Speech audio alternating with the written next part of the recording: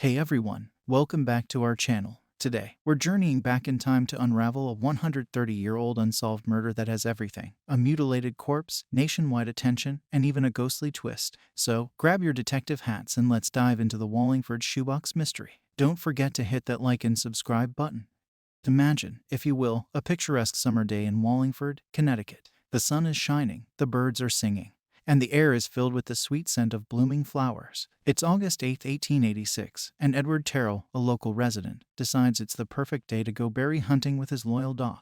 Little does he know, this seemingly idyllic day is about to take a dark, unimaginable turn. As Edward and his dog wander down a secluded, wooded path, the atmosphere starts to change. The dog's ears perk up, its tail goes stiff, and it begins to growl softly. Edward senses that something is off but can't quite put his finger on it.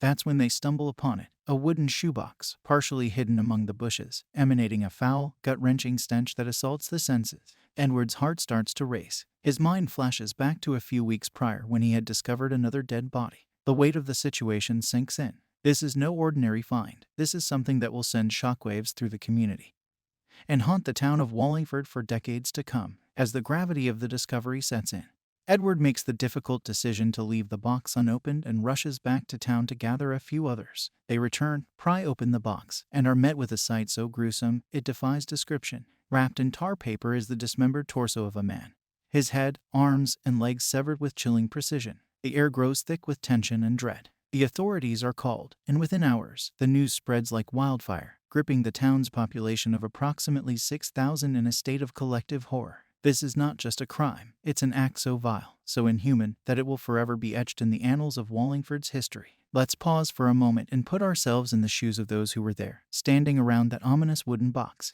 The tension is palpable, you could cut it with a knife. The crowd of onlookers holds their breath as the lid is slowly pried open. Everyone is bracing for the worst, but nothing could prepare them for what they are about to see. As the lid creaks open, a wave of nauseating odor floods the air, making even the most hardened among them gag. And there it is, no dead animal, no discarded waste, but the dismembered torso of a human being. The skin is pale, almost translucent, and the cuts are disturbingly clean, as if done with surgical precision. It's wrapped meticulously in tar paper, as if the perpetrator took their time, savoring the horror they were about to unleash upon the world. The crowd is paralyzed, frozen in a state of collective shock and disbelief. Mothers clutch their children closer, men shake their heads in disgust, and even the seasoned authorities on the scene struggle to maintain their composure. The air is thick with a mix of fear, revulsion, and an overwhelming sense of dread. Questions race through everyone's minds. Who could do this? What kind of monster could commit such an unspeakable act? And perhaps most terrifying of all is the killer among us. The atmosphere is charged with a sense of urgency and horror, as it becomes painfully clear that Wallingford is no longer the safe haven it once was. This is an act so heinous, so utterly devoid of humanity, that it leaves an indelible mark on the soul of the community. As the authorities scramble to secure the scene and begin their investigation, one thing becomes abundantly clear: Wallingford has been violated in the worst possible way, and life in this quaint Connecticut town will never be the same again. Picture the somber atmosphere of the medical examiner's office. The walls are sterile, the lighting dim, and the air is tinged with the acrid smell of formaldehyde. The medical examiner, a seasoned professional, has seen his fair share of gruesome sights, but even he is not immune to the weight of this particular case. Laid out before him is the dismembered torso, a grim testament to the depths of human depravity. As he begins the autopsy, the room is filled with the unsettling sounds of surgical instruments meeting flesh. The task at hand is daunting: to identify a man who has been reduced to nothing more than a torso. But as the scalpel glides through the skin, the examiner makes a series of chilling discoveries that add new layers of complexity to this already baffling case. Firstly, the cuts are clean, almost surgical, suggesting that the perpetrator had some level of anatomical knowledge. This was no frenzied act of violence. It was calculated, methodical. But perhaps the most shocking revelation comes when the stomach is removed and sent for toxicological analysis. The results are staggering: the presence of arsenic. The room goes silent as the implications sink in. This was not just a dismemberment. This was a poisoning turned grotesque murder. Questions flood the examiner's mind. Was the victim poisoned to incapacitate him before the dismemberment? Or was the poisoning a separate act altogether, a prelude to the horror that would follow? The medical examiner takes a moment to step back, his hands trembling ever so slightly. He's not just dealing with a murder, he's unraveling a twisted tale of sadism and cruelty that defies all logic and understanding. As he compiles his findings, the weight of their implications hangs heavy in the air. Whoever did this didn't just kill a man, they annihilated his very essence, leaving behind a puzzle of flesh and bone that taunts both the living and the dead. And so, as the medical examiner finalizes his report, the town of Wallingford is left with even more questions than answers, each one a haunting reminder of the evil that lurks in the shadows, waiting for its moment to strike. Imagine the collective anxiety that grips Wallingford in the days following the gruesome discovery. The town is abuzz with whispers, rumors, and speculations. Every missing person becomes a potential victim, every stranger a possible suspect. The community is desperate for answers, for some semblance of closure that could restore their shattered sense of security. Among the names that circulate is Albert J. Cooley, a military veteran who had recently come into a significant amount of pension money. He's been missing for a while, and the timing is suspiciously convenient. Could he be the unfortunate soul whose life was so brutally cut short? Families huddle around their dinner tables, discussing the possibility, each secretly thankful that their loved ones are accounted for. But then, just as the town starts to come to terms with this theory, Albert J. Cooley is spotted, alive and well. A collective sigh of relief is followed by a sinking feeling of dread. If it's not Cooley, then who is it? The question hangs heavy in the air, a haunting reminder of the mystery that continues to elude them. Next on the list of potential victims is Charles Hall, a known arsonist. The rumor mill goes into overdrive. Had Hall crushed the wrong people? Was this a case of underworld justice, a grim warning to others who dared to live outside the law? The speculation is rampant, but like so many other theories, it leads to a dead end. Charles Hall is not the man in the box. As days turn into weeks, the list of potential victims grows longer, but the answers remain agonizingly out of reach. Each name that is crossed off the list brings a mix of relief and despair. Relief for the families who can hug their loved ones a little tighter, and despair for a community that remains haunted by an unidentified victim and an unknown killer. The atmosphere is thick with a sense of urgency and frustration. The townspeople are left to grapple with the unsettling reality that the victim could be anyone, and the killer could be anywhere. And so, Wallingford remains in a state of suspended terror, each unanswered question adding another layer to the shroud of mystery that has enveloped the town. Picture the Wallingford Police Station, a hub of frenetic activity in the wake of the shocking discovery. Officers pore over maps, evidence, and witness statements, their faces etched with the strain of a case that refuses to yield answers. The room is a labyrinth of clues, each one promising a way out of the darkness, but leading only to more dead ends. The shoebox itself becomes Exhibit A. It's a large wooden box, about 30 by 18 inches, once home to a pair of shoes now long forgotten. The exterior bears the faded remnants of an address, cruelly scratched out to conceal its origins. It's as if the box itself is taunting them, holding secrets it refuses to reveal. Detectives scrutinize every inch, hoping to find something, anything, that could break the case wide open. But the box remains an enigma, its secrets locked away as tightly as the horror it once contained. Then comes another glimmer of hope. A piece of scalp with dark hair is found near the original location of the box. Officers rush to the scene, their hearts pounding with the anticipation of a breakthrough. Could this be the clue that finally leads them to the victim, or perhaps even the killer? But like so many other leads, it fizzles out, adding yet another layer of frustration to an already maddening case. But the most baffling of all is the tale of the mysterious bag in a local well. A report comes in, and the police are on it like a shot, sensing the urgency of a lead that could evaporate at any moment.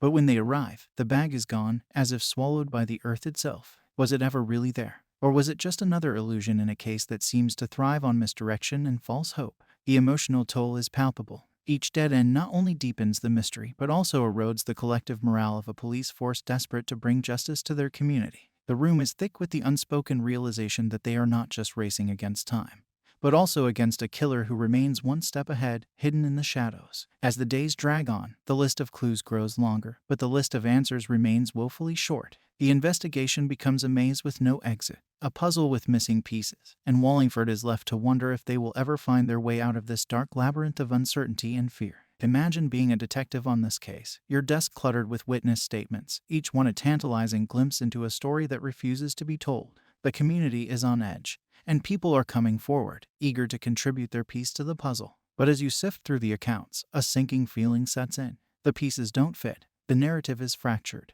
and you're left to wonder, are these clues or just red herrings designed to lead you astray? First, there's the account of a young boy, barely old enough to understand the gravity of the situation. He claims to have seen the shoebox more than a week before Edward Terrell's fateful discovery. His eyes are wide with the innocence of youth, but also tinged with the confusion of a child thrust into an adult world of horror and mystery. Could his account be the missing link? Or is it just the overactive imagination of a child? Then there's the young woman, her voice tinged with the lingering fear of a close encounter. She recounts a chilling tale of a stranger knocking on her door, his clothes stained with what looked like blood. He was carrying a large bundle and asking for directions to a pond she had never heard of. She directed him to a nearby river instead and later saw him pass by, now in clean clothes and without the bundle. The story sends shivers down your spine. Is this the face of the killer, or just another passerby caught in the web of a town's collective paranoia? Each witness account is like a brushstroke in a painting that remains frustratingly incomplete. The colors are all wrong, the lines don't match, and the picture makes no sense. The emotional weight of the case is overwhelming. You can feel the desperation in the room, the collective yearning for a breakthrough that remains agonizingly out of reach. As you sit there, surrounded by the faces of a community betrayed by one of its own, you're struck by the cruel irony of it all. In a case overflowing with witnesses, you are no closer to the truth. Each account, each potential lead, only serves to deepen the mystery, to add another layer of complexity to a case that seems determined to defy resolution. And so, the investigation continues, a never-ending cycle of hope and despair, each new witness adding to the cacophony of voices but none bringing the harmony of closure. Wallingford remains a town divided, its people united only in their confusion and fear. Picture the Wallingford newsroom, buzzing with the kind of electric energy that only comes from a story too big to ignore. Reporters huddle around a telegram machine as it clatters away, each tick of the keys like a heartbeat in a room filled with anticipation. And then it comes, the headline that will send this case into the stratosphere: Wallingford Shoebox Murder linked to Haymarket Bombing. The room erupts into a frenzy of activity, journalists scrambling to be the first to break the story that could redefine this entire investigation. 6 months have passed since the gruesome discovery, and the case has gone cold, relegated to the dusty archives of unsolved mysteries. But now, it's back, and it's bigger than ever. The connection to the Haymarket bombing in Chicago sends shockwaves through the community. Could the dismembered body belong to a suspect in one of the most infamous acts of domestic terrorism in American history? The very thought sends a chill down the spine of every Wallingford resident. Newspapers across the country pick up the story, each adding their own spin to a tale that has suddenly become a national sensation. The theories are as wild as they are numerous. Was the victim a radical anarchist, silenced by his own comrades? Was he a double agent, killed to prevent him from spilling the secrets of the underground movement? The speculation is as rampant as it is unfounded, each theory more sensational than the last. But amidst the media circus, the seasoned detectives can't shake the feeling of unease. The Chicago connection is tenuous at best, based on little more than the type of shoebox and a valise thought to be linked to the case. It feels like a Hail Mary, a desperate attempt to breathe life into a dying investigation. And yet, the public is hooked, hanging on every word, every development, as if the mere mention of Haymarket has magically solved the puzzle. The emotional toll of this new development is complex. On one hand, there's a sense of renewed hope, a belief that this could be the break they've been waiting for. But there's also a sense of trepidation, a fear that this new lead is just another red herring in a case already overflowing with false starts and dead ends. As the days turn into weeks, the Chicago theory starts to lose steam, crumbling under the weight of its own implausibility. But the damage is done. The case is now forever linked to a moment in history that it may have nothing to do with, and Wallingford is left to grapple with the implications. Was this a genuine lead, or just another distraction in a case that seems to revel in its own complexity? Imagine being a detective on this case, pouring your soul into solving it, only to hit wall after wall. The state of Connecticut spent what would be equivalent to $20,000 today, a small fortune in those times, all in the hopes of solving this enigmatic puzzle. But the case went cold, leaving a void filled only by the whispers of a town that couldn't forget. Years later, a retired police chief drops a bombshell in an interview. He claims to know the truth behind the Wallingford Shoebox Mystery. The room goes silent, hanging on his every word. But then, he does the unthinkable. He refuses to reveal what he knows, citing a need to protect the murderer's family. The collective gasp is almost audible, a mixture of disbelief and frustration. It's as if the universe itself is taunting those who seek the truth, adding yet another layer of complexity to a case that defies all logic. Fast forward to 2016. More than a century later, the case finds its way into the modern world through an episode of the ghost hunting reality show, Kindred Spirits. The crew investigates a haunting in Wallingford, and guess what? Our shoebox victim is the star ghost. But here's the kicker: even in the afterlife, he remains silent. No EVPs, no shadowy figures, nothing. It's as if the spirit itself is bound by the same enigmatic forces that have kept this case unsolved for so long.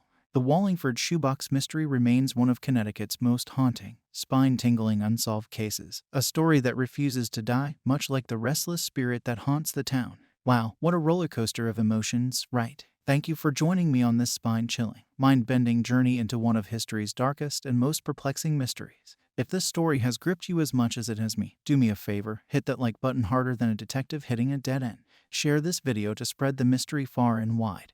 And if you haven't already, subscribe for more deep dives into the unknown. Ring that notification bell so you won't miss a single episode. Until next time, keep your curiosity alive, your mind open, and your wits about you. Because in the world of unsolved mysteries, you never know what's lurking around the corner.